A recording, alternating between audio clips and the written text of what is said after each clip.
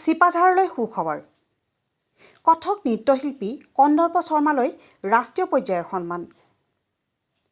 দৰঙৰ সাংস্কৃতিক ৰাজধানী ৰূপে পৰিগণিত চিপাঝাৰৰ ব্যাসপাৰা গাঁৱৰ কথক নৃত্যশিল্পী কন্দৰ্প শৰ্মালৈ আগবঢ়োৱা হৈছে নন্দনশ্ৰী এৱাৰ্ড সুৰনন্দন ভাৰতী নামৰ এটি ৰাষ্ট্ৰীয় অনুষ্ঠানে নৃত্যশিল্পীগৰাকীলৈ আগবঢ়াইছে ৰাষ্ট্ৰীয় পৰ্যায়ৰ এই সন্মান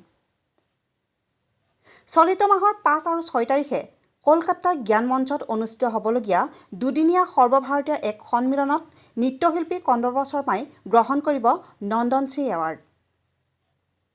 শিল্পীগৰাকীলৈ AIN লাইফৰ পৰা জনোৱা হ'ল অভিনন্দন